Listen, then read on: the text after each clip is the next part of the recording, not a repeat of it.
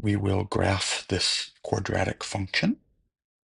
It's in standard form.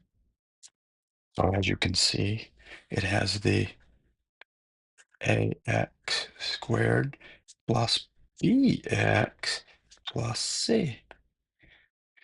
The a is 1, the b is -8, and the c constant is 17, positive 17.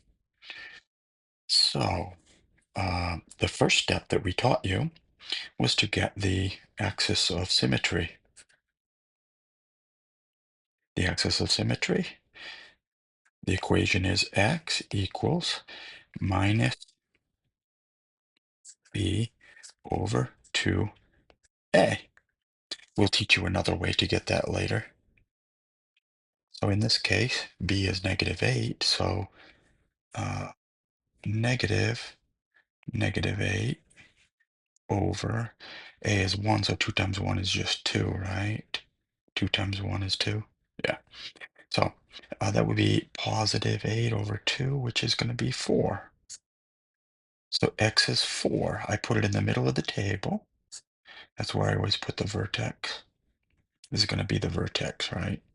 We got the x part. X equals 4. 1, 2, 3, 4. That's my uh, vertical um, axis of symmetry. That's my axis of symmetry. So it's going to be like a mirror, right? So that's the x. So the point is going to go on that line somewhere. The vertex is going to go on that line. We just have to figure out, how high. So to do that, we're going to put that 4 for x. Let me do this for you. We're going to put that 4 for the x. Oh, do that. We'll try this again.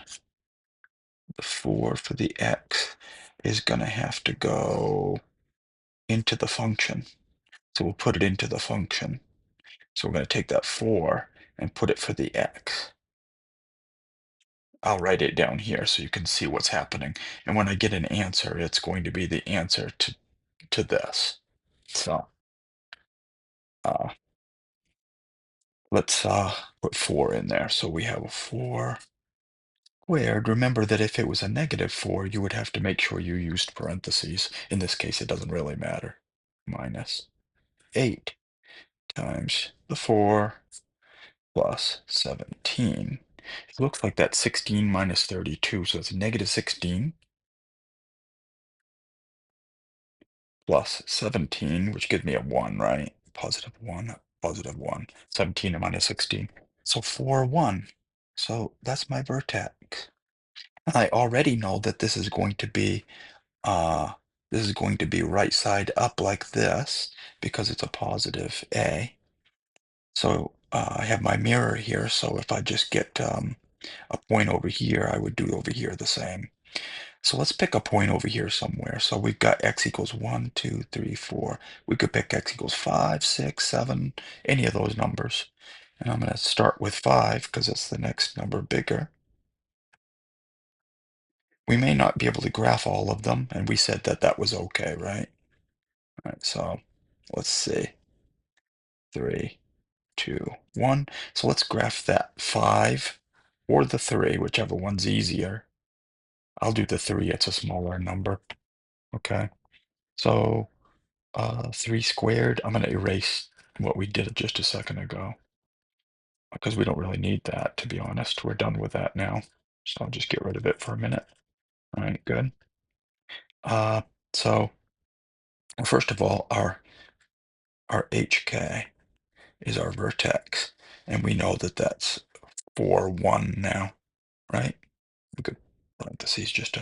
All right, so let's plug in, what did we say, 3? If we put 3 squared, again, if it was -3, I would use a parenthesis there.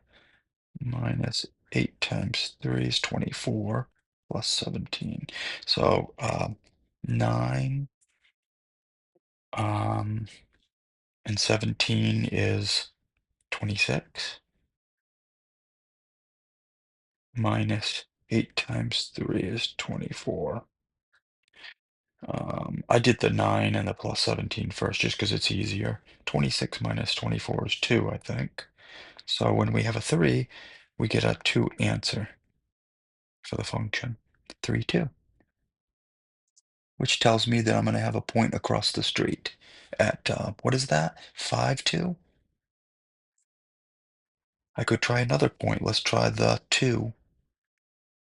Let's plug in the the 2 for x into the function. 2 squared is 4 minus 8 times 2 is 16. So 4 minus 16 and plus 17. So I'll do the minus 16 and the plus 17, which gives me 1. And what did I say this was? 4. So I got a 4 and a 1. So I got a 5 out of that. Double check it with your calculator. 2, 5. 2, 1, 2, 3, 4, 5. That looks reasonable. So it looks like I would have one over here as well.